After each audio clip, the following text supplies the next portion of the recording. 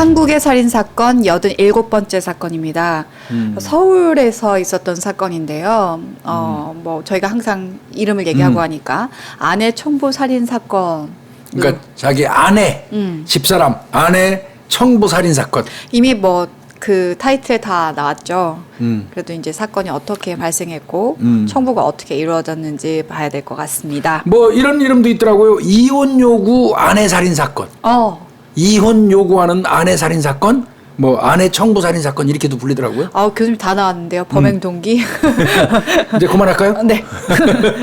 그러면 이 사건은요. 2012년에 있었던 사건입니다. 8년 전입니다. 네. 9월 15일 날 요즘엔 다 아침 7시 정도쯤에 사실 그때 실종 여부들을 알고 하룻밤 지나고 그래, 나서 맞아. 그때 실종 신고가 좀 들어온 경우가 많은데 서울 성동서 실종수사팀에요. 07시쯤에 실종 신고가 들어옵니다. 신고하러 온 사람은 두 사람이네요. 네.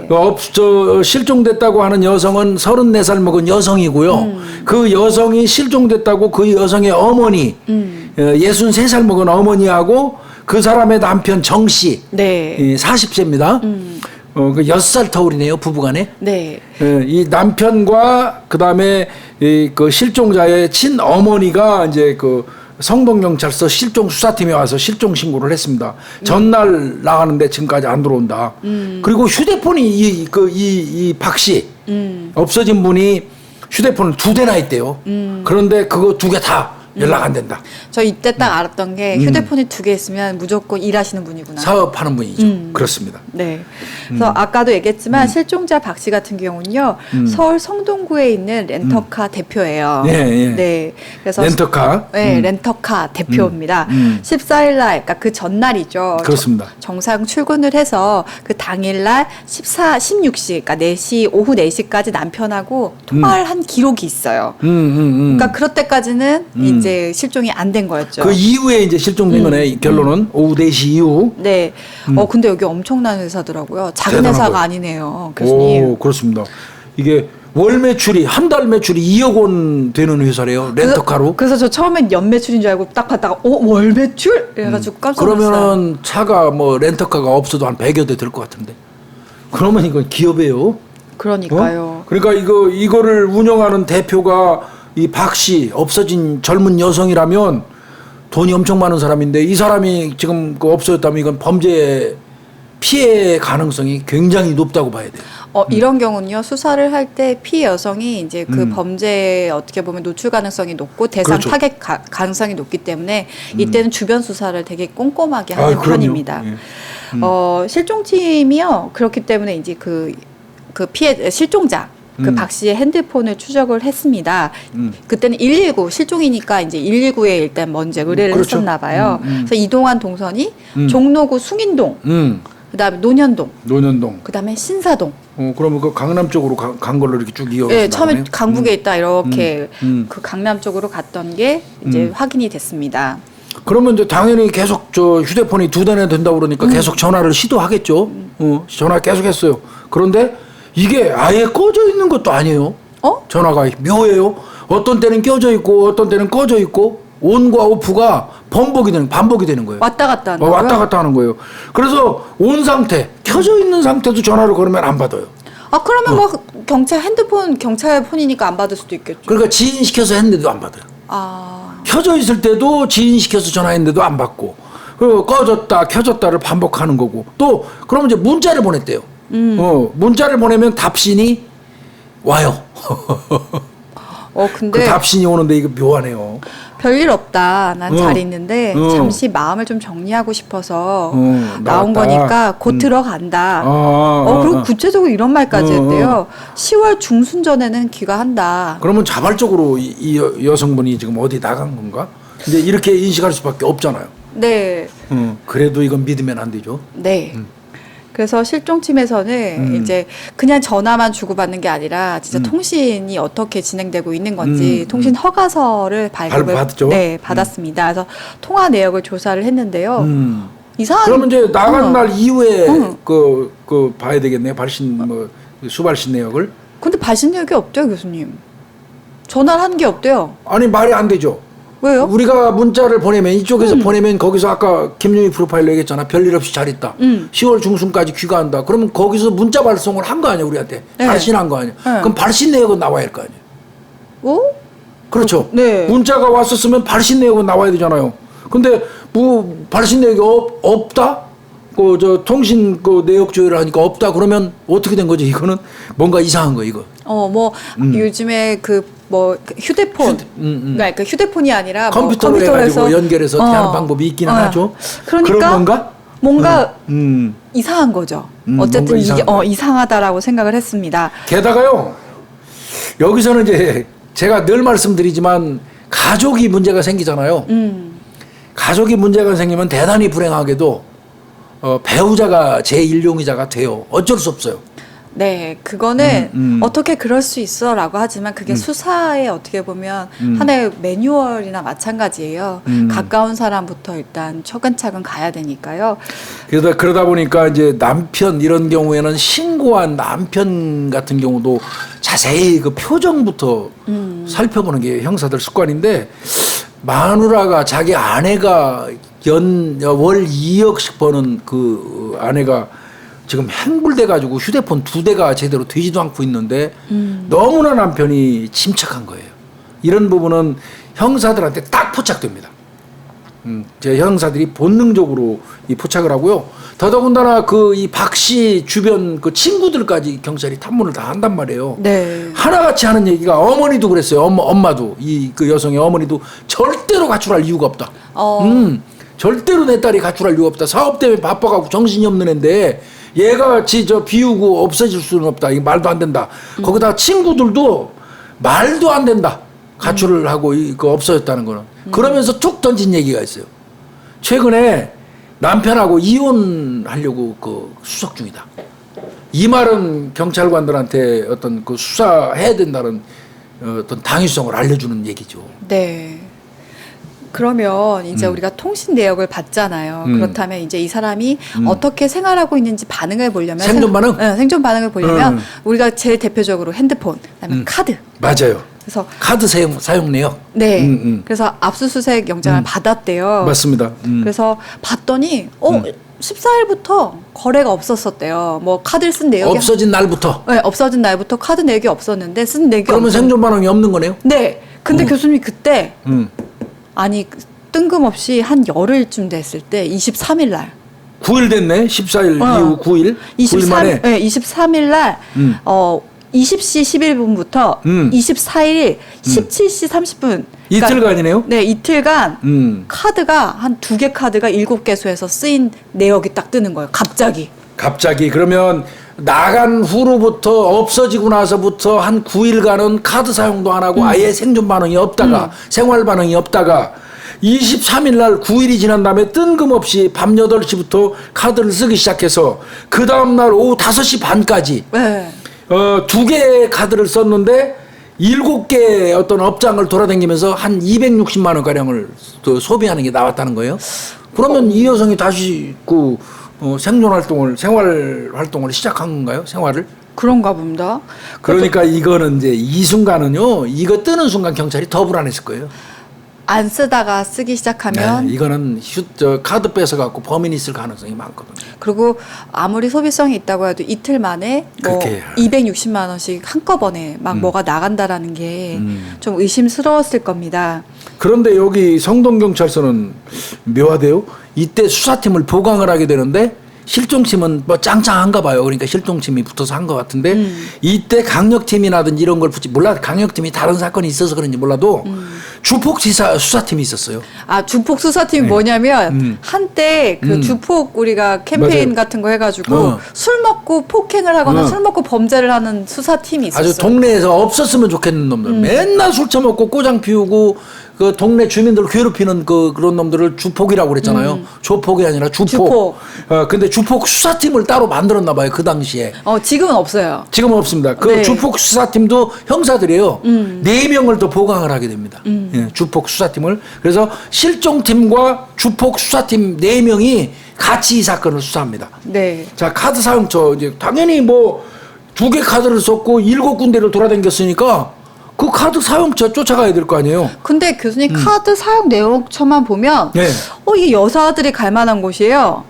전부 여자들 갈 만한 네. 곳. 네. 네일샵.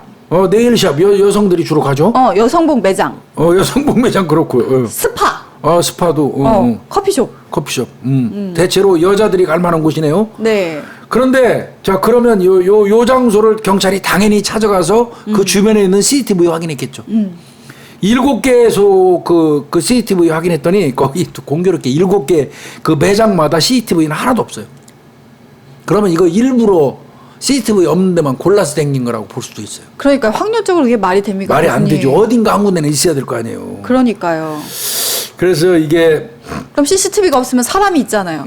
그래서 이제 카드 사용자를 혹시 기억하는 매장이 있는가 이렇게 이제 그 확인을 했는데 특별하게 기억들은 못하는 것 같더라는 거예요. 다만 이제 조금 이따 얘기하겠지만 한 군데 정도가 나올 거예요. 그런데 대체로 기억을 못하는 건데 그러면 사용한 7군데를 한번 볼까요? 네. 사용한 7군데 중에 첫 번째가 죽집입니다. 첫 번째 사용했던 죽집. 네. 9월 23일 날 8시 저녁 8시 11분 수원에서 사용돼요. 수원. 네. 그래서 법인카드가 아까 카드 2개라 그랬잖아요. 만 원. 네. 그 법인카드가 10,000원으로 그 계산한 거고요. 두 번째는 네일샵 같네요. 9월 23일 날 당일 날 그러니까 죽을 사고 난 다음에 1시간 정도 있다가 21시 09분에 역시 수원이니까요. 네. 거기에서 15,000원 썼어요. 그러면 네일샵 가서 15,000원 쓴 건가요? 15,000원이 아니라 15만 원입니까? 15만 원입니까? 도대체 뭘 받았길래 네일이 15만 원입니까? 나는 네일 이거 모르니까. 이거 거의 아트격으로 받아야 되는데 이거 되게 그렇습니까? 고가 아니면 패디랑 발하고 다 받아. 그런 겁니까? 네, 다 그런 거. 그다음에 이제 커피 전문점에 그날 또 거기 그 네일샵에서 끝나고 나왔네요. 네, 보니까 20시 네. 45분이니까 거기서 2만 원 쓰네요. 커피값. 이거 혼자 마신 것 같지는 않은데. 그리고 30분 만에 와서 커피숍에서 사갔다 그러면 아마 누군가가 있나? 왜냐면 같이 마시지 않으면 이거 2만 원이 안 네일샵에서 나오는. 누군 받고 있고 누가 커피를 사와야 되는데 이게 말이. 그런 건가요 이게? 네, 왜냐면 이게 내일이 30분 안에 안 끝나요. 그렇습니까? 네. 나는 그걸 모르니까 나는 내일 끝나고 30분 만에 끝나서 나와서 둘이서 커피 먹은 줄 알았더니 왜 그러냐면 내가 둘이라고 자꾸 생각하는 게 커피 전문점에서 2만 원이면 커피 2잔 값 아닌가요? 그쵸, 교수님. 그런 거 같고 그 다음에 커피 전문점 2가 나와요. 두 번째. 그건 그 다음 날 오후 1시경에 이때는 서쪽으로 옵니다. 서울 서쪽으로 와갖고 이때는 2,700원 커피숍에서 먹은 거 이거는 혼자 먹은 것 같아요. 그쵸. 그리고 그날 또 9월 24일 날 스파를 가요. 스파에 가서 오후 4시경에 스파에 가갖고 서초구에 있는 스파에서 이거 체크카드를 써요.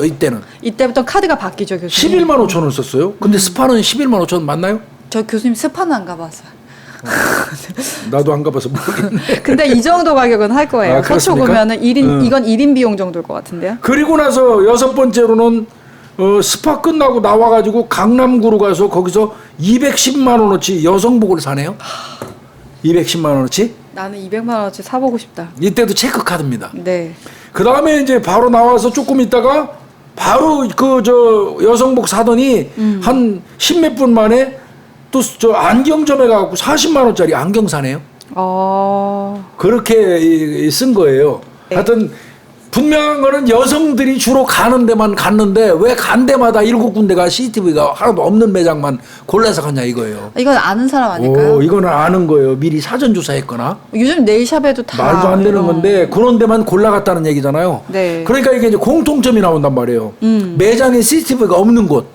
그리고 얘 보니까 시간대가 짧은 시간차로 계속 인근 지역으로 이동해요. 수원, 서초구, 그러니까 그 이동 쓸 때마다 수원 그 근방, 그렇지. 그다음에 서초구 그 인방, 강남 인근. 그렇다면 이건 매장에 CCTV 없는 곳 7개소. 짧은 시간차로 그 지역에서 이동하는 그 지역. 그다음에 이제 그러면 이런 경우에는 이제 그 카드 사용처에 카드 사용한 데는 CCTV가 없어도 거기 넓혀서 그 인근에 있는 CCTV는 이제 경찰이 확인할 수밖에 없겠죠. 그게 그러니까 이동 경로. 카드 사용한 시간이 있으니까 시간에서 다음 장소로 이동할 그렇죠. 때 그 CCTV가 있잖아요. 그러니까 거기에 누가 왔다 갔다 하는지를 보게 되는 거죠. 그게 한 30개 정도 된다고 그래요. 이동 경로. 거기에서 중요한 게 하나 나와요. 남자가 하나 발견돼요. 자, 1번 죽집에서 그 집은 CCTV가 없지만 죽집 인근에 있는 CCTV를 쭉 살펴보다 보니까 남자가 하나 나왔었어. 자, 2번 네일샵도 거기는 없어. 근데 연계해서 이쪽 CCTV에는 또 나왔는데 그 남자하고 이 남자가 같아. 요게 7군데가 공교롭게 그 집은 없지만 7군데는 없지만 7군데 외에 범위가 넓혀진 그곳에서 공통적으로 나오는 남자가 하나 있는 거예요. 네. 중복되는 남자. 네. 그러면 이놈이 가능성이 높죠. 그런데다가 매장에서 아까 탐문했다 그랬잖아요. 혹시 이 카드 사용했던 사람 기억나느냐 했을 때 어느 한 곳에서 남자라서 이게 아마 스파나 네일샵일 가능성이 클 것 같은데 남자라서 기억한다라고 하는 매장이 있었어요. 인상착의는 기억나지 않지만 남자였다라고 기억한 곳이 있었기 때문에 그 CCTV에서도 남자를 보다 보니까 검정 모자에 마른 체구 젊은 남자가 따다다다다 공통적으로 나오는 사람 7군데. 그러면 그 남자가 박씨 카드를 사용했을 확률이 높죠. 실종자 박씨 카드 사용했을 확률이 높아요. 근데 이 모자 썼으면 얼굴 잘 안 나올 거고. 네. 그러면은 이제 그 남자를 잘 기억하는 그 매장 직원들한테 그 남자하고 그러면 얼굴은 기억 못해도 혹시 무슨 대화를 나눠봤느냐. 그 대화 속에서도 중요한 단서 나오거든요. 네. 얼굴은 몰라도. 맞아요.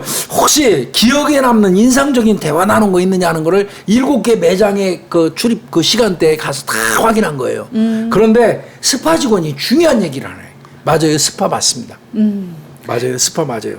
스파는 그 피부 관리하고 마사지 하는 데라며요? 네. 안 가봤다며요?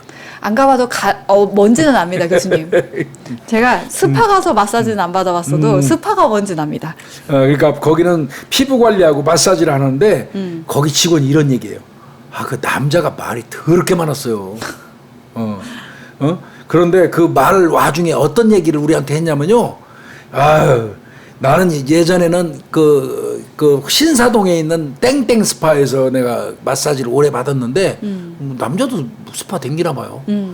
그런데 여기 스파가 인테리어 뭐 이런 게 좋네 이런 얘기를 했다는 거예요. 그거를 자기네 매장이 좋다고 그 남자가 신사동에 있는 땡땡 그 마사지 스파 댕기던 사람이 거기보다 자기 보니까 여기가 더 좋다고 얘기하니까 그게 기억에 남았었나 봐요. 그리고 애새끼가 말이 더럽게 많았었나 봐요. 그러니까 이제 그거를 기억을 했다가 얘기를 해준 거예요, 경찰한테. 그러면 그 영업장 신사동에 있는 스파에서 자주 갔었다는 얘기를 했다면 요거는 거기 단골 손님일 가능성이 있잖아요. 신사동에 있는 그 스파. 단골 손님 있으면 거기에 대한 회원 정보 있죠. 이름하고 있죠. 예. 스파는 회원 정보 있죠. 네, 전화번호랑 그때 당시는 아마 그런 것들이 있었을 거예요. 그러니까 신사동에 있는 스파 땡땡 스파를 제가 자주 간다고 얘기했었습니다. 하니까 형사는 귀가 번쩍 뜨이죠. 단골이었으니까 갔을 거 아니에요. 회원제일 가능성도 있고. 그쵸. 그러니까 이제 신사동 스파로 갑니다. 네. 가서 이제 회원 정보 좀 보자고 그러고, 그 다음에 CCTV 쭉 나온 거 있죠. 7개소에. 그거 이제 사진 도출한 걸 보여줘요. 근데 이게 좀 검은 이거 좀 모자라서 봐주세요. 못 알아보죠. 당연히. 그래서 이제 거기서는 이제 고객 명단만 확보를 해요. 그 중에서 20대에서 30대 남자가 수십 명 나와요. 그리고 많이 주민등록번호 나왔구나. 나오잖아요. 주민등록번호. 여기 고급 스파인가 보다. 주민번호까지 해가지고 관리하는 딱 거고. 관리하는 거 보니까. 그러니까 그 주민등록번호를 뽑아가지고 어디로 가냐면 이제 구청 가서 가족관계 등록부 사진을 확인해야 돼요. 사진. 네, 이게 대조해야죠. 되게 간단할 줄 알아요. 주민번호만 알면 우리가 얼굴을 알 줄 알았는데 절대 그렇지 않거든요. 그래서 또 구청을 가서 거기서 가족관계 등록부로 사진을 확인을 하고요. CCTV 사진 있어요. 대조해야 할 거 아니에요. 그거 네, 일단은 뭐 윤곽이라도 비슷한 사람들이 이렇게 서로 근데 잡아요. 딱 나왔어요. 거기서. 거기 딱 나왔어요. 거기서. 원모 씨예요. 땡땡이. 30살가량의 남자. 그러면 이제 당연히 경찰은 그 다음 수순이 있죠. 원 씨에 대해서 조사를 해야죠. 원시 전과 조회하는 거죠. 경찰이 제일 먼저 하는 거는. 와, 둘 다 허화했어. 화려합니다. 강간미수, 강도, 절도, 폭력 등 15범. 전과가 15개예요. 30살에 전과 15, 15범. 세금도 제대로 안 내는 새끼가 국가밥 많이 처먹었네요. 15개면 우리 세금으로 낸 걸로 국가에서 공짜 밥 많이 처먹은 거예요. 이건 진짜 뭐 안 할 거 다 했네요. 다. 뭐 강간미수. 강도, 절도, 폭력 등 15범. 짱짱한 놈이죠, 어떻게 보면. 주소지는 서초구 반포동 빌라로 돼 있어요. 가보니까 이사 갔어요. 이사했어요. 그러면 주소지 안 사는 거예요. 네. 자, 스파에는 고객 그 전번 있잖아요. 저 휴대폰 네, 번호가 있어요. 조회 그 보니까 조회해봤더니 그 전화도 안 되고 해지됐어요. 더더군다나 명의자가 외국인 선불폰이에요. 아, 그러면 갈수록 범죄자예요. 자기 이름으로 한 게 아니고 남의 이름으로 한. 그렇죠. 외국인이 개통해놓은 선불폰을 이놈이 쓰고 댕기고 스파에다가 그 연락처로 그 번호를 적어놓은 거죠. 아, 근데 교수님, 그래도 스파에 남긴 번호는 있어도 우리가 주민번호를 확보했으니까 거기로 또 등록된 핸드폰이 있어요. 당연히 그렇게 해야죠. 네. 거기다 적어놨던 거는 외국인 선불폰이었기 때문에 해지됐고 더 이상 못 찾잖아요. 그러니까 주민등록 그 번호를 통신사에다 의뢰를 하는 거예요. 이 주민번호를 가진 사람이 당신 내 여러 개 통신사죠. SK, 뭐 KT 다 있을 거 아니에요. LG. 그런 데다 보내가지고 이 주민번호로 당신 내 회사에서 휴대폰 개통한 사람 좀 알려주십시오 했더니 2대가 나오네. 오. 2대가. 그리고 전부 사용 중에 2대. 그래서 그러면 또 이 휴대폰에 대해 걸어야지. 네. 바로 긴급 통신 제한 조치입니다. 그래서 2가지 할 수 있어요. 네. 이게 통화 내역도 알 수 있고요. 그다음에 실시간으로 이 통화 네, 위치를 맞아요. 파악할 위치 추적할 수 있어요. 네. 그랬더니 봤더니요. 차 타고 수시로 이동하면서 위치가 수시로 바뀌어요. 그리고 이놈도 휴대폰이 자꾸 꺼졌다 켜졌다 해요. 얘도 아까 그 박씨 휴대폰도 꺼졌다 켜졌다 했잖아요. 얘도 패턴이 비슷해요. 그리고 놀라운 게 하나 나옵니다. 이거 놀라운 거예요, 진짜. 여기서 게임 끝난 거예요. 그 실종자 박씨 그 휴대폰 위치 추적 그 장소 있잖아요. 네. 그 박씨가 옮겨다니면서 위치가 나왔잖아요. 아까 뭐 삼성동 무슨 동 나왔었던 거 있었잖아요. 그리고 휴대폰 꺼졌던 위치, 켜졌던 위치가 나오잖아요. 네. 그 패턴하고 이 원모 씨 휴대폰이 실시간 위치 장소가 같아요. 그럼 같이 있거나 네. 그런 거죠. 같이 있지 않더라도 핸드폰이 그러면은 그 사람한테 있거나. 이거는 뭐 이거 볼 것 없이 이 원모라는 사람은 박씨 실종 사건하고 연관이 된 겁니다. 네. 근데 이때 또 하나의 아주 포인트가 나옵니다. 바로 원 씨가 그 신사동 스파에 갔다 그랬잖아요. 그렇습니다. 예. 근데 그때 혼자 회원 등록한 게 아니래요. 맞습니다. 예, 맞습니다. 그때 다른 여성하고 같이 등록을 했는데 20살 먹은 여성이네요. 같이 등록이. 그럼 여친이에요? 여친. 그래서 핸드폰으로 또 거기 회원 다 정보가 있으니까 그 여친한테 전화했겠네. 네. 그랬더니 만나기로 하고 이제. 네, 가서 여친 맞아요? 교수님 여친 맞대요. 애인 사이는 맞답니다. 근데 현재는 헤어진 상태고 여자가 싫어서 아웃시켰대요. 그런데 이놈이 결별 선언을 했는데도 카톡으로 계속 구애를 하나 봐요. 이 여자가 좋았나 봐. 그래서 아주 매달리고 있는 그런 상황이었다는 거고요. 근데 이제 최근에 돈을 엄청 펑펑 썼대요. 여자를 잡기 위해서 아마 돈 엄청 또 많이 썼나 봐요. 여성복 매장 그게 그거구나. 그거 같아요. 그 여성한테 그 여성 옷 210만 원어치인가 푹 사준 거 그거구나. 그러고 툭 하면 너 나하고 지금 헤어졌지만 언제든지 생각나면 나한테 다시 돌아와라. 나 잘 나가는 놈이다. 뭐 이런 식으로 얘기하고 그러면서 이놈의 주소지를 딱 알려준 게 어디냐면 수원에 있는 오피스텔이에요. 거기 오피스텔을 주소지 거주지를 알려줬는데 거기는 가보니까 심부름센터 사무실이에요. 그러니까 오피스텔에도 먹고 자면서 심부름센터하고 1인 사무실인 거예요. 혼자서. 1인 사무실이에요. 그러면 이거 검거해야지 이제 기다렸다가. 그래서 사건이 발생한 게 9월 14일, 그러니까 저희가 9월 15일 날 아마 15일이죠. 네, 실종 신고되고 예. 9월 14일 날 이제 한 달이네, 거의. 없어진 건데 거의 실종이 한 달. 된 건데 지금 10월 14일 딱 한 달 됐을 맞습니다. 때 그때 오후 8시 반입니다. 네. 그 아까 얘기해줬던 수원 오피스텔의 1층 입구에서 이렇게 대기하고 있다가 원 씨가 들어오는 것을 긴급 체포. 수원 팔달구에 있는 오피스텔인데 그게 심부름센터 겸 거주지의 이놈. 그 1층 입구에서 이놈 딱 그 긴급 체포했습니다. 근데 이놈이 아주 태연했대요. 경찰이 바로 물어봤어요. 박 누구누구 씨 어딨어? 딱 물어봤겠죠. 그랬더니 그 여자가 고소한 거예요 나? 이러더라는 거예요. 마치 기다렸다는 듯이.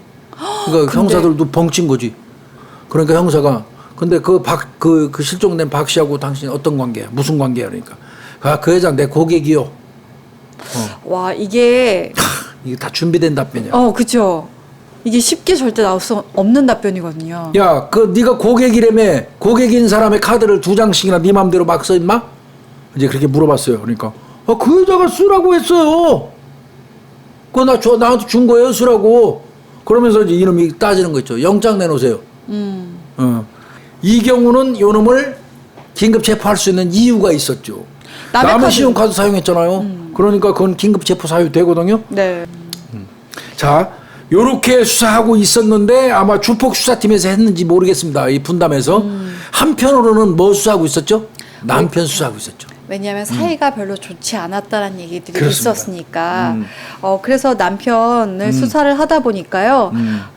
부부간 사이가 아까 교수님 네, 안 얘기했듯이 좋다는 좋지 거예요. 않았고 이혼 이야기 오갔었고 그다음에 보통 난리 날죠. 마늘 없어지면. 가족들 같은 경우는 왜 수사 빨리 안 합니까? 어떻게 진전되고 있습니까? 그러면 막 난리를 쳐야 되는데 그게 아니라 너무나 태연해. 소극적이고 태연하고 막 이러니까 좀 이상하게 생각을 했었죠. 그래서 수사협조도 잘 안 해줬다고 그래요. 네, 잘 안 해줬다. 그 가족들 동의받고 휴대폰 그 통화 내역 위치 추적 같은 것도 해야 되는데 동의를 남편이 해주면 되잖아요. 아마 잘 피하고 그래갖고 애를 먹은 모양이에요. 근데 우리가 어떤 생각을 하냐면 원 씨가 아까 이제 용의자로 어쨌든 긴급 체포가 됐잖아요. 그럼 원 씨와 이 그 피해자 박 씨의 공통점이 있거나 연결고리가 있어야 되는데 보이지가 않잖아요. 그럼 보통 이럴 때는 어떤 걸 의심하게 되냐면 청부를 의심하게 되잖아요. 당연히 그렇죠. 네. 이거는 뭐 그럼 이 청부가 누굴까라고 생각했을 때 가장 의심이 가는 사람은 일단 남편인 거죠. 거기다가 심부름센터 하잖아요. 원 씨가. 그러면 남편이 청부했을 가능성이 높다고 경찰은 애초부터 볼 수밖에 없어요. 그렇죠. 그러니까 이제 원 씨 딱 그 체포하고 간 다음에 원 씨한테는 그냥 급습해서 질문해요. 남편 정 누구누구 씨 알아? 그랬더니 이놈이 바로 얘기해요. 알아요. 알아요. 나 자주 가는 술집 사장이에요. 그 사람. 와, 준비 다 돼 있어. 이 준비 다 돼 있어. 술집 사장 알아요. 참 우연치고는 웃기잖아요. 남자끼리는 서로 아는 사이고 한 사람은 그 아는 사람 그 술집 사장 지가 자주 가는 술집 사장의 아내가 그 지한테 고객으로 와갖고 카드 2장 맡기고 사라져요? 이거는 우연치고는 말이 안 되잖아요. 단골 술집 사장 아내 카드를 이놈이 쓴다는 게 웃기잖아요. 그렇죠. 그러니까 이제 물어보지. 너 그러면 고객이라고 그랬으니까 그 박 씨가 너한테 무슨 일을 의뢰했냐? 그리고 그 무슨 일을 의뢰했기 때문에 카드를 주고 사라졌냐? 무슨 일을 의뢰했어? 이거 따지겠죠? 그러니까 구구절절 다 잘 얘기합니다. 박 씨가 남편 정 씨의 뒷조사를 나한테 의뢰를 했다. 그러니까 그렇대요. 사실 처음에는 남편 정 씨가 나한테 왔다. 남편 정 씨가 처음에는 남편 정 씨가 와서 아내 박 씨의 뒷조사를 의뢰를 했는데 내가 오케이 해준다라고 해서 수락을 했는데 생각해보니까 내가 양쪽에서 돈을 받고 싶었다. 양쪽에서 뜯어먹고 싶었어. 그래서 아내한테 박 씨한테 가서 아니 당신 남편이 나한테 의뢰를 요구했다. 네 뒷조사라고. 그러니까 아내가 나한테 또 다시 남편 뒷조사를 의뢰를 했다. 그러면서 300만 원을 요구했다는 거 아니에요? 그랬더니 현금이 없어서 카드 2장을 주면서 이걸로 쓰라고 그랬다는 거죠. 네. 그리고 그 박 씨가 그 복잡한 마음을 정리하고 귀가한다고 말했다면서 또 휴대폰도 자기한테 건넸대요. 그 2대나 있는 거를 당분간 가지고 있다가 버려달라고 그랬대요. 휴대폰 2대를. 이게 말 된다고 보세요? 너무 허술하다. 그래서 본인은 그 박 씨를 남양주 화도 그쪽에다가 길거리에서 하차시켜주고 그 이후로 못 봤다. 그럼 형사가 당연히 물어. 야, 인마. 카드 2장을 300만 원 대신 카드 2장을 너한테 의뢰비용으로 줄 것 같으면 카드에서 인출을 해서 주지 마. 카드를 통째로 2장을 너한테 주냐? 이게 말이 되냐? 말도 안 되는 소리죠. 그리고 교수님 얼마나 받다고 휴대폰을 줘요. 휴대폰 2대를 왜 주고 왜 버려달라고 그러고. 거기 고객 정보 다 들어있는데. 말도 안 되는 소리예요. 월 2억씩 버는 여성이. 그러니까 이게 말도 안 되는 거지. 그러니까 이때 이제 경찰이 딱 낸 결론이 이건 심부름센터고 이거 남편 정 씨하고 연관돼 있다고 생각한 거예요. 네. 이때부터는 이제 그 방향으로 쪼개기 시작하는 거죠. 그래서 원 씨가 이제 긴급 체포되고 나서요. 3시간 후에 남편도 이제 수사를 해야 되는데 뭐라고 부르는 거죠? 네, 그때는 참고인으로 불렀겠죠? 그래서 아마 처음에는 그냥 뭐 그 원씨 잡힌 것도 아니고 아마 그냥 처음엔 참고인 신분을 일단 기본적인 수사만 이렇게 조사만 받고 있었나 봐요. 그러다가 정식으로 이제 그 조서 작성 들어가기 직전에 사실은 말이죠. 정 선생님 사실은 원 땡땡이 우리가 체포했습니다. 그리고 자백 다 했습니다. 이건 넘겨짓기죠. 그러면 계속 오리발 깠지만 넘겨짓기 하는 거죠. 자백 다 했습니다. 솔직히 말하세요. 압박하는 거죠. 엄청 당황하더라는 거예요. 이 정 씨가. 그때까지 그 전까지 와이프 사라졌을 때는 그렇게 태어나던 사람이. 그러면서 아유, 청부했습니다. 죽여달라고 청부했습니다. 자백을 했대요. 이때 청부살인은 가격이 굉장히 중요해요. 맞아요. 그래서 가격에 대해서 일단은 수사진한테 물어봤나 봐요. 그럼 얼마 주고 본인이 지금 의뢰했습니까? 라고 하니까 처음에 선수금으로 3천만 원을 줬다. 그리고 성공을 하면 6천을 주기로 해서 그러니까 한 9천 정도에 계약한 것 같아요. 그런데 이게 또 이 원 씨 요놈이 그 선수금 3천만 원 받은 다음에 계속 수작질을 했나 봐요. 그래가지고 계속 간 게 6천 빼고도 그 얼마가 더 간 거예요? 1억 3,500이 총 1억 3,500이 전달됐으니까 거의 1억 가까이가 더 간. 그러니까 뭐 4개월 동안에 9번에 걸쳐서 계속 더 요구 해가지고 1억 3,500을 전달받은 거고 나중에 선고하면 또 6천 더 받으려고 그랬던 모양이에요. 그러니까 한 4천 계약했던 것보다 4,500 정도가 더 전달이 됐고 그러면 이게 어떻게 오갔냐? 그러니까 우리가 금액 하고 또 어떻게 그럼 돈 전달 방법 현찰로 뽑아줬느냐 계좌로 이체했느냐 이거 따져본 건데 이게 봤더니 계좌 이체했네요. 이거는 사촌 명의의 그 차명 계좌를 이용해 가지고 준 거예요. 그 원가한테. 이건 진짜 결정적인 단서. 아이 꼼짝 못하는 거죠. 이게 증거가 되는 거죠. 그래서 자백한 일시에 인출내역 딱 보니까 오케이 맞아요.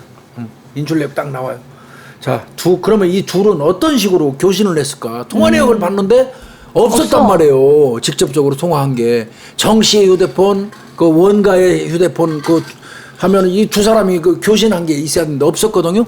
그러면 그 수수께끼를 어떻게 풀었냐면 나중에 알고 보니까 어떤 식으로 했냐면 이 원 씨라고 부르지 맙시다. 이거 원가 새끼 이거. 원가 이놈이 그 대포폰을 가지고 있었어요. 그 대포폰을 이 정 씨한테 준 거예요. 나랑 범행에 대해서 얘기할 때는 이걸로만 쓰자. 이걸로만 쓰자. 그러니까 그게 근거가 안 남아 있는 거지. 그놈이 외국인 선불폰 쓰고 그랬잖아요. 대포폰. 그러니까 교수님 이게 수법이 끝나고 난 다음에는 또 원가가 그 도로 가져갔어. 회수했어. 이제 이 정도 되면 그 정 씨도 자백했으면 이제 원가 다시 줘야죠. 네, 야, 정 씨가 다 얘기했다. 너 빨리 얘기해라. 자, 이제 빨리 돼. 너 어디서 살해했고 시신 지금 어딨니? 끝까지 그런 일 없대요. 야, 너 선수금까지 이미 얼마 지급했는지 다 나왔어. 근데 선수금 관련돼서도 오리발 까다가 이것들이 또 웃기더라고요. 선수금 3천만 원을 지급할 때 아마 수표 같아요. 강남에 있는 변호사 사무실 가서 그 공증했어요. 공증. 그 아마 수표 도래기일 때문에 그랬을 거예요. 언제까지 하는 그 수표 아마 도래기일을 적어준 것 같아요. 그 수표가.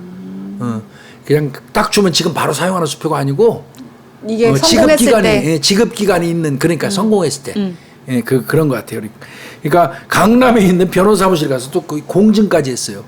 그러니까 이거는 빼도 박도 못하는 거니까 이거 확인해 가지고 이걸 근거로 해서 원가를 이제 추궁을 하는 거죠. 그러니까 이제 이때서 이제 이놈이 말을 좀 바꿔요.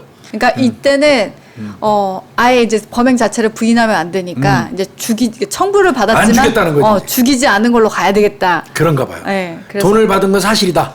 그런데 박 씨는 안 주겠다. 지가 오히려 남편이 당신 죽이라고 그런다는 거 알리고 숨어 있으라고 그러면서 남양주 아까 화도면 한 빌라 주변에다가 놔주고 왔다.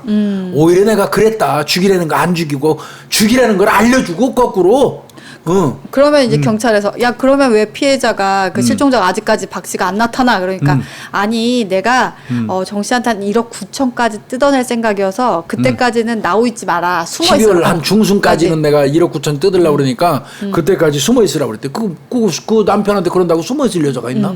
그런 식으로 이름이 얘기한 거예요. 이런 와중에 자백 다 했던 이제 뒤늦게 정 씨도 알았겠지. 원 씨가 자백 안 했는데 경찰이 자백했다고 그러는 바람에 본인도 자백했잖아. 근데 뒤늦게 알아보니까 이제 이놈들이 접촉이 된 거지 뭐야. 자백 안 한 거였는데 자기 후려친 거거든 경찰이 어떤 면에서 보면. 네. 그러니까 정 씨가 열받아갖고 갑자기 이제 오리발 까기 시작해요. 나는 아내 불륜만 조사해달라고 요구했지 죽이라고 절대 안 했다.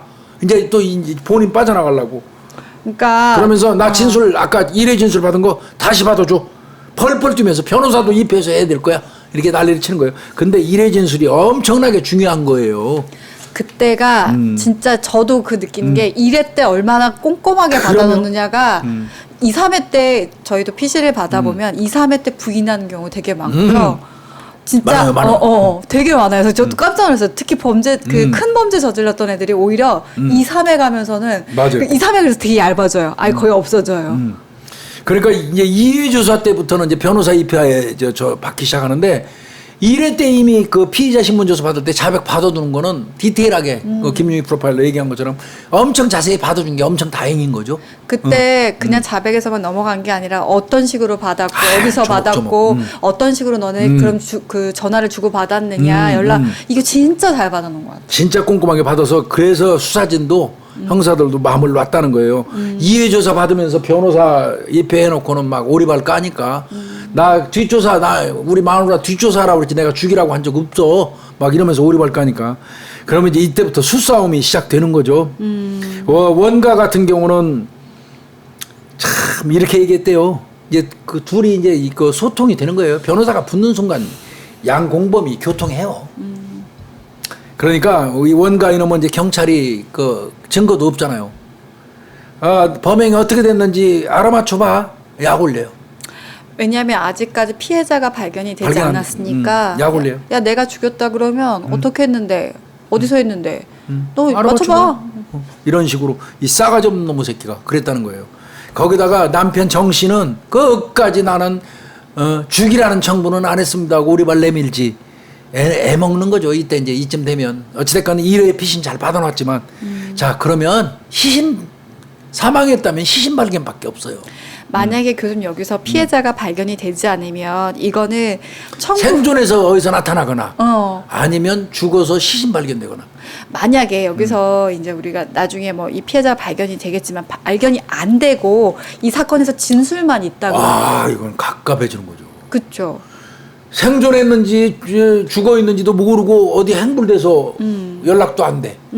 시신도 발견 안 돼. 그러면 이 두 사람들 얘기한 거 이거 미치는 거예요, 경찰. 이거 미치는 거예요. 이거 잘못하면 재판까지 가면 다 무죄 떨어질 수 이거 있죠. 미치는 거예요. 그러니까 이제 시신 발견하는 건 만약에 살아있다면 찾아내야 되고 남양주 화두 쪽 가서 엄청 다 뒤지고 댕겼는데 이건 못 찾았고요. 그다음에 이제 시신 발견을 했는데 그러면 휴대폰 추적밖에 없어요. 이 경우에. 그런데 이 원가 이놈 진짜 휴대폰 2개 있었다고 그랬잖아요. 네. 이게 이제 이 휴대폰 2대를 박 씨가 실종된 시점이 14일이잖아. 그때 시점을 기준으로 해서 이제 분석에 들어간 거예요. 분석. 이거 아마 통화 내역이랑 이런 것들을 봤을 거야. 이동했던 동선이랑 보니까 이 새끼 통화 내역도 엄청나게 많아요. 그러니까 심부름 센터니까 엄청 많겠죠. 1200개 통화 내역 나왔어요. 그래서 그 나오면 그 통화한 사람들도 다 조사해야 돼요. 근데 실종 한 3일이 지나서 9월 17일쯤에요.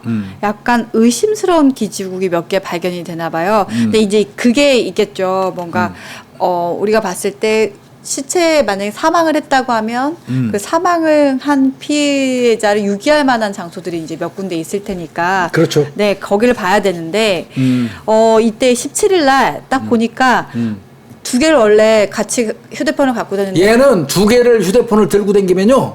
휴대폰 2개를 얘님이 껐다 켰다 반복했다고 그랬잖아요. 끌 때는 2개 같이 동시에 끝내요. 킬 때도 2개 동시에 키고.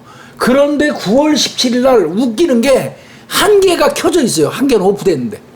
1개는 꺼졌는데 그 9월 17일 날 한 개가 아마 이놈이 실수한 것 같아요. 정신이 없었던 거죠. 두 개가 있는데 두 개 다 끄고 항상 늘 그랬대요. 껐다 켰다를 두 개가 동시에 끄고 두 개를 동시에 켜고 이러는데 9월 17일 날은 묘하게 한 개는 살아있고 한 개는 껐다는 거예요. 이놈이 실수한 거예요. 그런데 그 9월 17일이 공교롭게도 이상한 게 나온 거예요. 네. 자, 02시에 새벽 2시에요. 경기도 고양시에서 떠요. 그리고 3시에는 03시에 파주. 그 인근이에요. 07시에 경기도 양주. 새벽이니까 뭐 괜찮지만 양주까지도 멀리 갔네요. 그렇죠.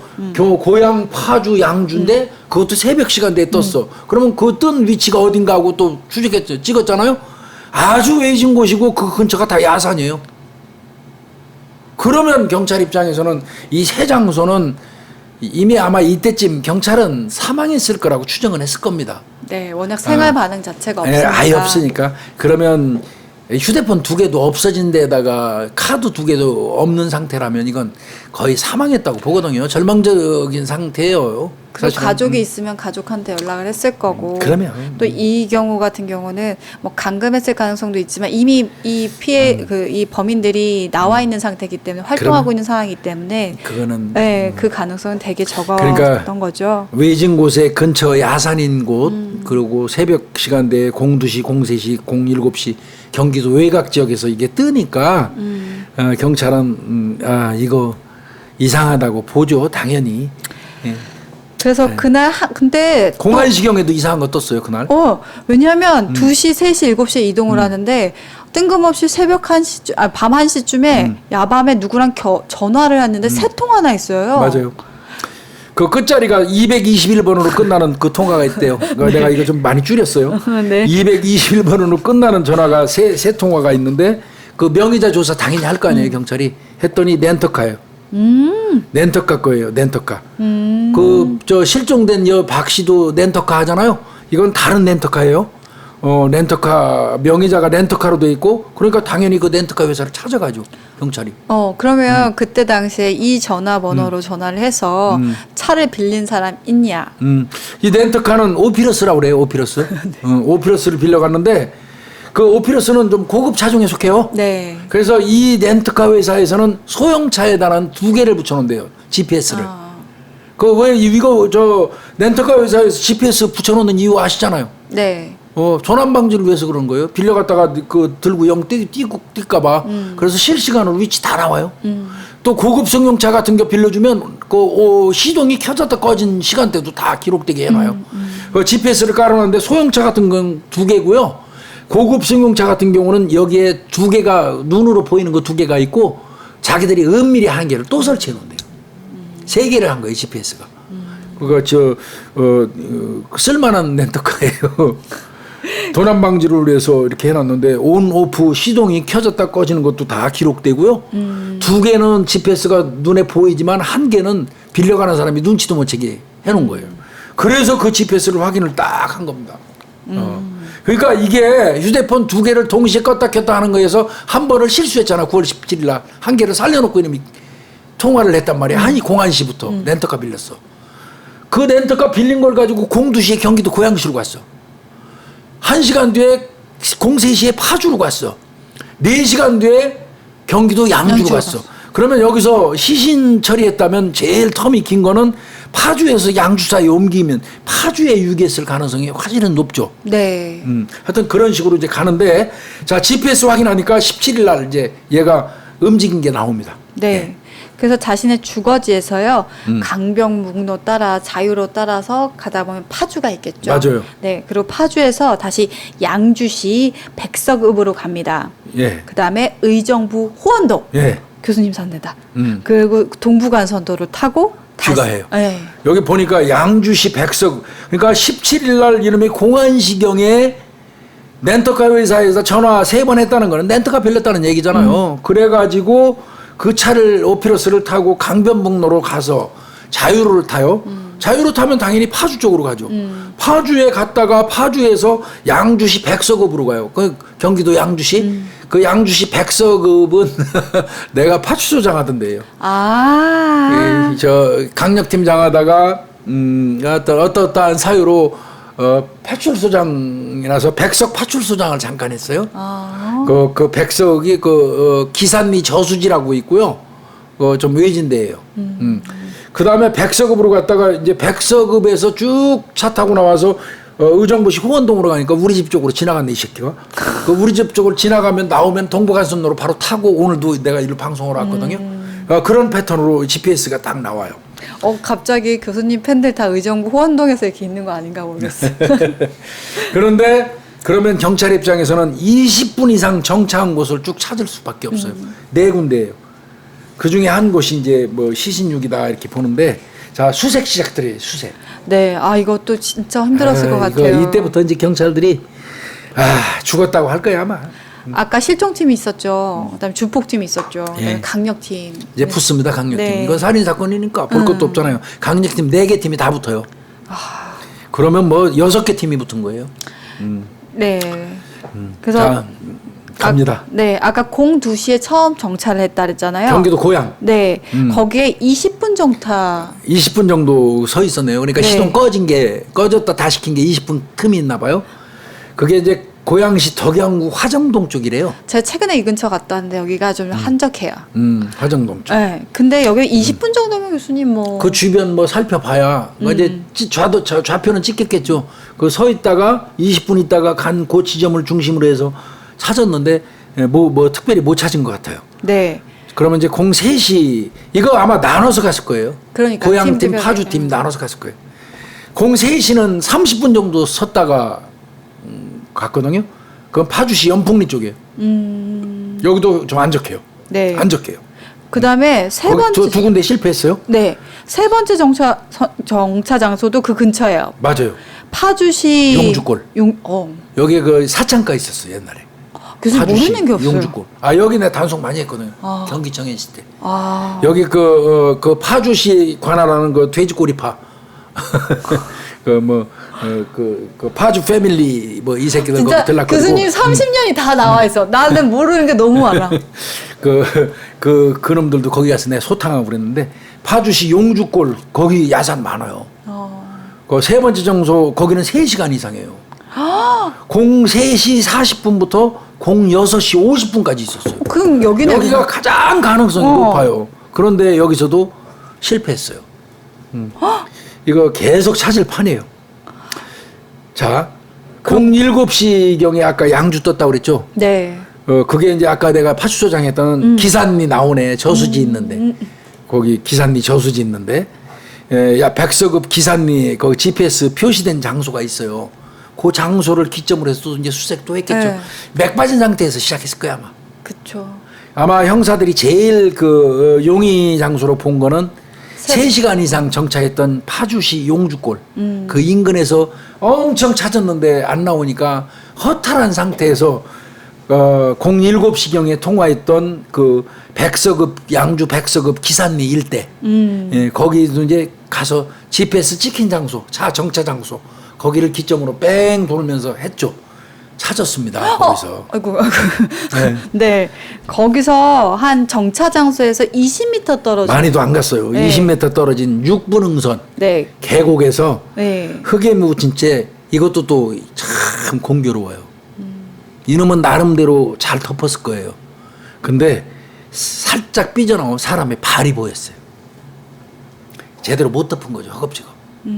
사람의 발이 보였고요. 그리고 7시 20분이면 어쨌든 산이라도 날이 밝아오고. 밝았고 사람들 통행이 있을 수 있어요. 산에 이른 아침에 오는 수도 있고. 그 기산리 그 산 쪽이 그쪽으로 해서 봉화대라고 있어요. 그 외적이 쳐들어오면 봉화대 부르면 네. 거기 올라가는 그 노선 그 등산로가 잘 돼 있어요. 그러니까 이놈이 그 늦은 시간에 내가 볼 때는 찾아간 거예요. 고양시 쪽에 묻을까? 뭔가 파주 여건이 쪽. 안 맞았어. 파주 쪽에 가서 파주 쪽은 한 2군데 댕겨. 연풍리 쪽도 가고 용주골도 가고 그 근처지만 근데 그게 조건이 안 맞은 거예요, 이놈이. 그러니까 망설이다가 그날은 아마 포기하고 가려고 하다가 넘어오는 과정에서 했을지도 몰라요. 근데 기사님 쪽이 좋거든. 거기는 한적해요. 그런데 아침이었던 거야. 그러니까 그냥 허겁지겁 묻느라고 발이 삐져나온 걸 못 봤던 것 같아요. 그래서 수사관들이 찾은 거고 찾아보니까 이놈이 그 시신은 머리에 검은색 비닐봉지를 쓰고 있어요. 나체 여성입니다. 나체 상태예요. 그리고 그 인근에서 박 씨 옷도 발견해요. 볼 것도 없죠. 네.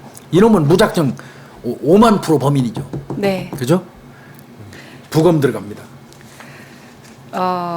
부패는 엄청 심했고요. 네. 뭐 한 달 가까이가 됐으니까요. 많이 부패했겠죠. 네. 시신 발견됐으면 당연히 야 인마 시신 우리가 찾았어 네 통화에 의해서.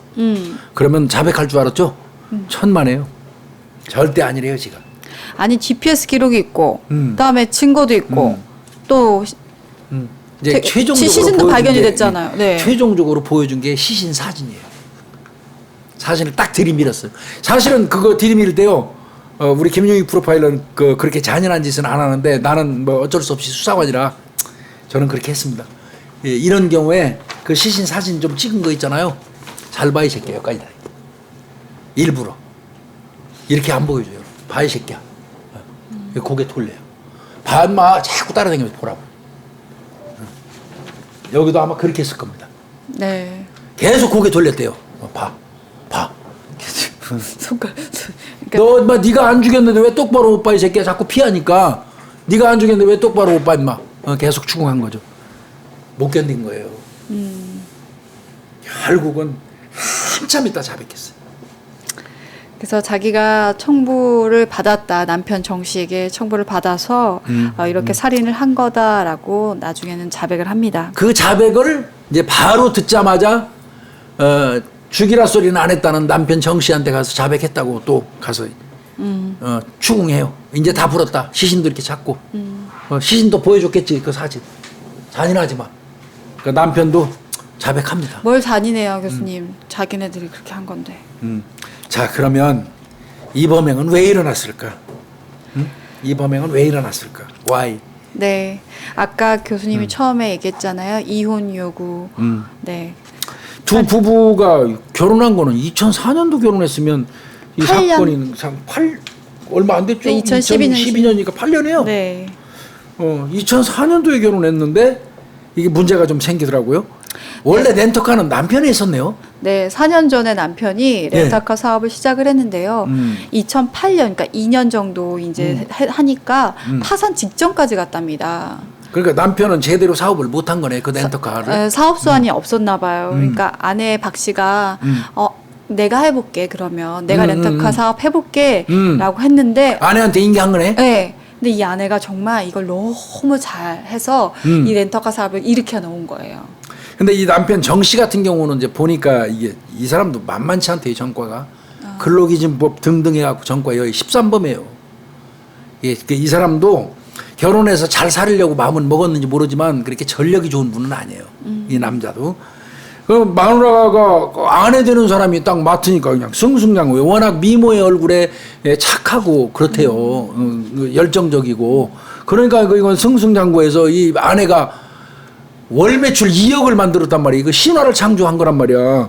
그리고 이제 아내한테 렌터카를 인계하고 난 다음에 지는 돈 벌어보겠다고 강남에 가가지고 유흥주점을 3개나 해요. 노래방 3개를 개업을 해요. 그래서 이제 좀 해보려고. 근데 쫄딱 망했어요. 제대로 되지도 않았어요. 근데 이 노래방 저 유흥주점을 한 3개나 했는데도 안 되는데 이게 마누라 아내가 맡아가지고 박 씨가 맡아갖고 하니까 이게 어마어마해요. 지가 맡길 때는 렌터카가 30대였거든요. 100대로 늘렸어. 아내가 100대로 늘렸어. 100대. 그리고 아까 월 매출 2억 원이랬잖아요. 우와, 그러니까 이건 여기서는 아마 열등의식 느끼기 시작할 거야. 네. 자존심도 생기고 자괴감도 느끼고. 그런데다가 남편이 했던 사업 다 망했잖아요. 그렇죠. 그러니까 정 씨가 했던 사업은 다 망하고 아내 박 씨가 했던 사업은 승승장구를 하다 보니까 서로가 충돌이 좀 있었던 것 같아요. 지는 맨날 이제 그러다 보니까 술독에 빠져 살고 자괴감 느끼고, 그러니까 이제 또 아내 입장에서는 그런 남편 보면 무능하고 의욕상실해서 무기력한 남편 보면 잔소리하게 되잖아. 그죠? 그 잔소리하고 그러니까 자꾸 충돌이 되는 거지 이제. 서로 이혼 얘기가 이제 오가게 됐는데 1년 전이라면서요. 이혼 얘기 오간 거. 그래서 박 씨가 이제 사망한 박 씨가 그런 얘기를 했대요. 렌터카는 내가 키웠으니까 내가 소유할게. 그리고 위자료 줄 테니까 애들은 나한테 다 줘. 양육권 포기해라. 그 위자료는 6억을 주기로 했다며 6억을 아내가. 복도 많어. 아내가 6억을 주기로 했대요. 그러면서 미리 4억 건넸대요. 미리 4억 줬는데 이거 다 유흥비로 탕전하고 쫄딱 그냥 훑어 먹은 거예요 이게. 그리고 난 다음에 이제 나머지 2억만 받으면 지는 영원히 끝나는 거잖아. 4억은 이미 탕진했는데. 그러니까 그때 아내를 살해할 결심을 한 겁니다. 그래서 다시 지가 아내가 키워오는 렌터카 지가 차지하려는 욕심이 생긴 거예요. 세상 진짜 편하게 나쁜 놈이 산다. 정말 나쁜 놈. 그래서 이놈이 2012년도 5월 달에 그 범행시킨 게 9월이죠. 9월이니까 4개월 전. 4개월 전에 그 지가 데리고 있던 유흥업소 종업원 걔한테 야 심부름 센터 좀 하는 사람 하나 좀 알아봐 줘. 그러니까 그것도 종업원이 이 원가를 알았나 봐요. 그래서 원가를 소개시켜 줍니다. 예? 수원 그 팔달구에서 S기획이라고 심부름센터 S기획. 이 이름 듣고 진짜 빵 터졌어요, 교수님. S기획이 뭐예요, S기획이? S기획. 무슨 심부름센터 이름이 S기획이야. 이게 2011년도부터 거기서 했다는 거예요, 이놈은. 그 소개받아서 원가를 소개받아가지고요. 했는데, 참, 이게 선수금 3천. 네. 그리고 처음에는 아마 3천 정도 주겠다. 그러면 6천 정도에 끝내기로 했던 거네. 네, 3천. 근데 나중에 이제 최종적으로는 1억 3천 얼마까지, 3,500까지 받잖아요. 그러니까 계속 원 씨도 이걸 빌미로 돈을 따내려고 했었던 거고. 그러니까 자꾸 뜯어먹을, 원래는 살인 의도 없이 계속 그거 빌미로 해서 돈만 빼먹으려고 그랬던 것 같아요. 네. 근데 이제 뭐 1억 3천까지 뜯어내다 보니까 안 할 수가 없죠. 네, 정 씨가 가만히 있겠어요. 그러면서 계속 빨리 아내 살해해라라고 압박을 넣었던 거죠. 그러니까 이제 그 원가가 할 수 없이 이제 알았습니다, 하겠습니다. 그런데 하나 좀 도와주시오. 그러면 당신이 그 정 씨한테 남편한테 뭐를 도와달라고 그랬냐면 유인하는 거 도와달라는 거예요. 참 이게 참 이 남편 사실은 원가도 나쁜 놈이지만 내가 볼 때 이 남편 이놈도 참 나쁜 놈이에요. 아이 엄마잖아요, 교수님. 정말 그리고 나쁜 놈이에요. 자기를 그렇게 살게 한 사람인데. 청부하는 것 자체도 나쁜 놈인데 또 청부 용이하게 하기 위해서 유인 좀 해달라. 어떤 유인이냐면요. 그 이 자기 아내 그 박 씨가 이 원가 차에 타도록 그 유도하는 거예요. 우리 아까 마지막 전화 통화 내역이 9월 14일 16시 남편이 마지막 통화였어요. 맞아요. 그 남편이 통화 뭐라고 했냐면 자기 아내한테 전화 걸어요. 내가 아는 동생이 말이야. 카센터는 차가 100대 정도 되다 보니까 수리가 엄청 많대요. 수리하는 게. 그 수리는 이제 저 수리하는 업체하고 계약을 맺어갖고 좀 싸게 고치는 거야. 그거 중요하대요, 그게. 그래서 내가 아는 동생이 카센터를 그 크게 운영을 하는데 계약하면 수리를 좀 싸게 해준단다. 자기 아내한테 그 마지막 통화 그거 16시. 그러면서 좀 만나봐. 아마 그 회사로 갈 거야. 인피니티 차량 타고. 이렇게 얘기한 거예요. 저 정말 왜 울컥했냐면요. 마지막까지 아내는 그래도 남편이 무능해도 남편이 소개해 주려는 사람 남편이 만나고 도와준 사람. 도와준다고 생각하고. 그거 믿은 거잖아요. 그렇죠. 나쁜 놈이죠. 그러니까 이제 이 아내는 알았어. 비록 이혼할 사람이지만 회사 앞에 딱 보니까 인피니트 차량이 딱 서 있어요. 그러니까 이거 조금 전에 남편이 그 차 수리 싸게 해준다는 카센터 사장이 왔구나 그러고 그 차에 탑승. 그렇지 않으면 낯선 남자가 모는 차에 그 여성이 타겠습니까? 안 타죠. 안 타죠. 남편이 그렇게 했기 때문에 이놈이 더 나쁜 놈이 남편 정가가. 이 새끼도 정씨라고 그러면 안 돼. 정가 새끼 이거. 그래서 탔어요. 근데 웃기는 거는요. 그 아내가 운영하는 렌터카 사무실 길 건너편에 아파트 쪽에서 내려다보면 그게 다 보인대요. 그 렌터카 하는데. 남편은 길 건너에서 자기 아내가 자기가 죽이라고 시킨 그 원가가 모는 그 승용차에 타는 거를 베란다에서 지켜봤어요. 저 그리고 더 화나는 거요. 이 남편은 여기에 CCTV 안 보이는 곳을 잘 알고 있잖아요. 그거는 이제 어디냐면 죽일 장소, 목졸라 죽일 장소. 그거는 남편이 답사를 한 것 같아요. 그놈한테 소스를 준 거죠, 정가한테. 지는 베란다에서 이제 우리 마누라 죽으러 가는구나. 저 차 타면 죽는 거 아니야. 지가 정부 의뢰했으니까 원가가 모는 저 차 그 앞에 서 있는 것도 봤고 지가 전화했잖아. 그 서 있는 거 보고 그 차 타고 싸게 해준다니까 가봐.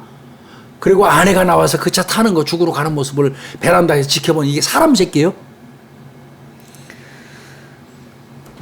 그리고는 이 원가 새끼가 이제 그 차에 탄 그 이 박 씨를 태우고 3km 정도 운행을 해서 남편이 미리 받은 거예요. 인근에 있는 오피스텔 지하 3층으로 갑니다. CCTV 없어요. 네.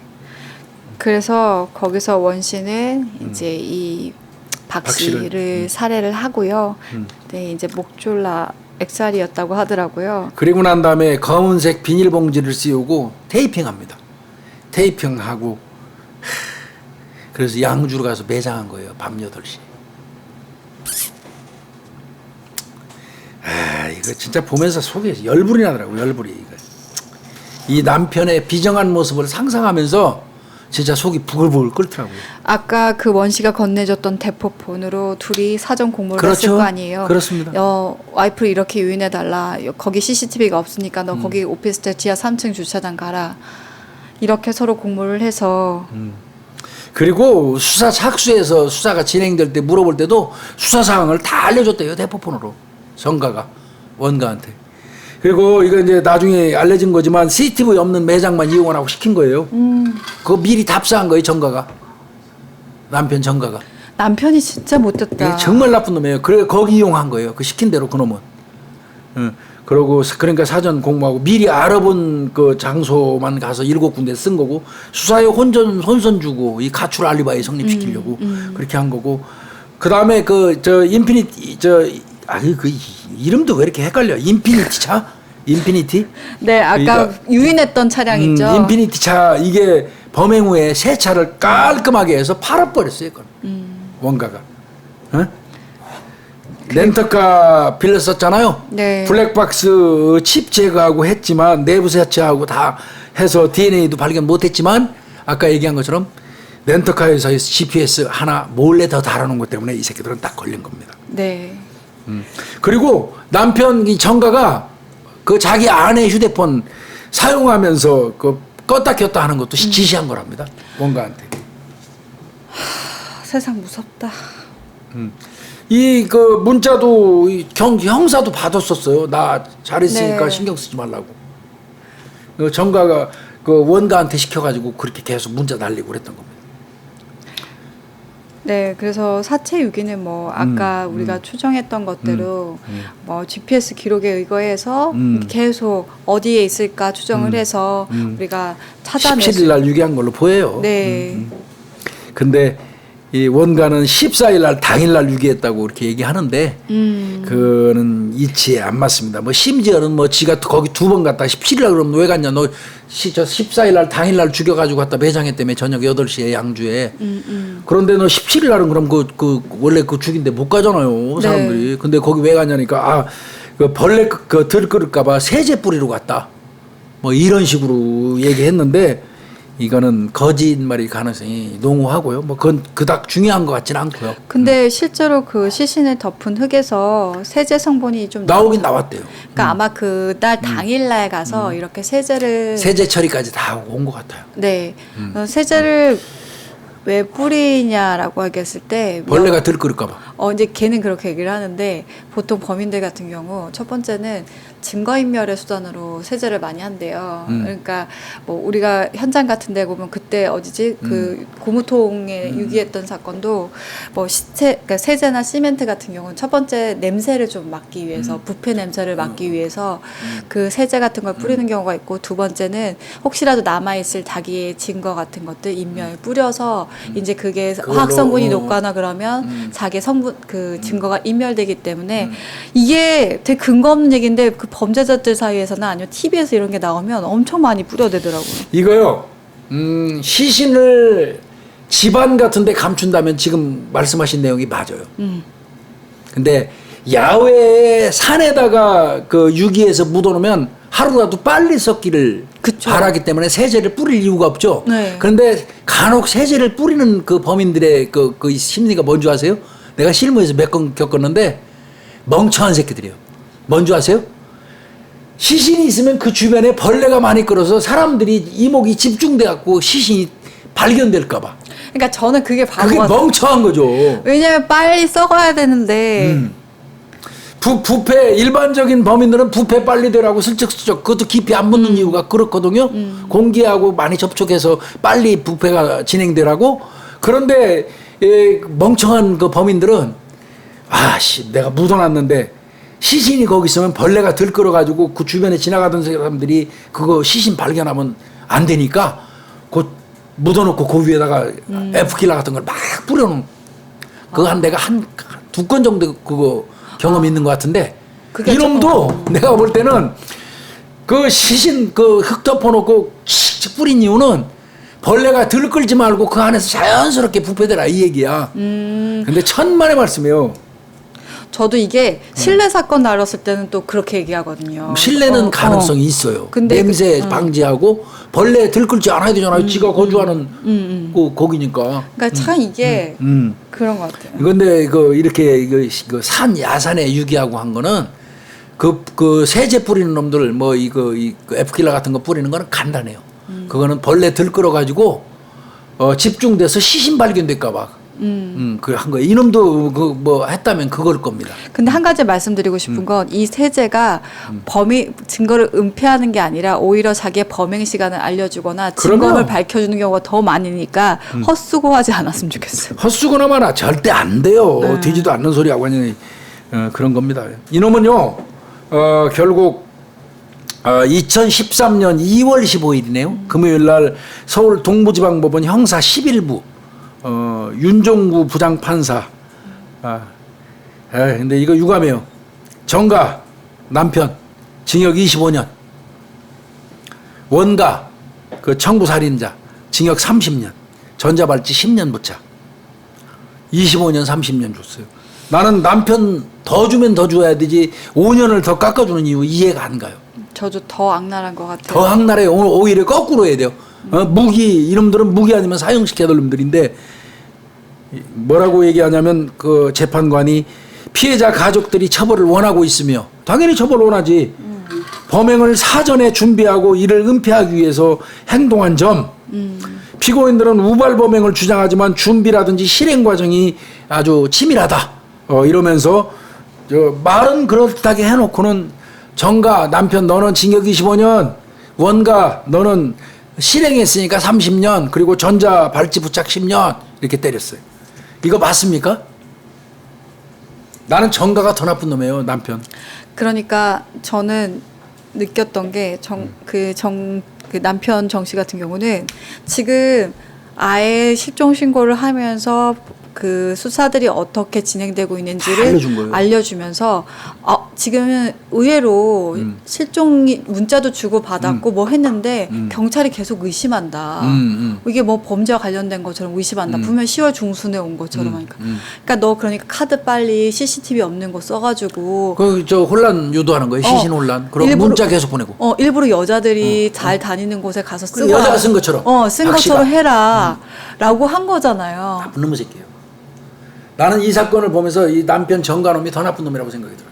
물론 뭐 원가 그 살인을 실행한 이놈도 비정하고 나쁜 놈이지만 아까도 말씀드렸지만 저는 가장 이 사건을 분석하면서 막 가슴이 좀 저민다 그럴까 좀 그 어떤 느낌이었냐면 그래도 남편이라는 부시래기 새끼가 이혼을 앞두고 있으면서도 전화해서 그 렌터카 수리 비용 많이 들어가잖아. 내가 싼 후배가 싸게 해준다 그러니까 그것 좀 만나봐.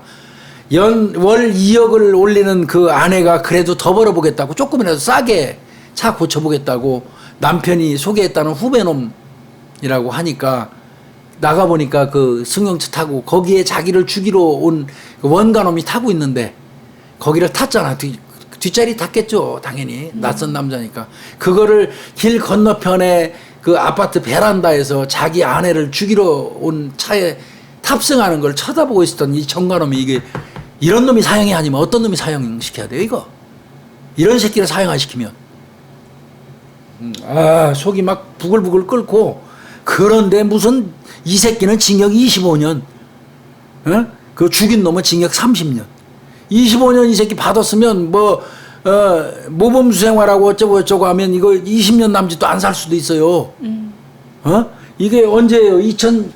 2012년이요. 2012년에 25년 받았으면 이 새끼 2037년에 기 나오나요? 근데 훨씬 이전에 나올 거예요. 올해 2020년이니까. 그리고 남편이 나오면은 50, 60 정도 되네요. 50 정도, 50 몇 세 되겠네요.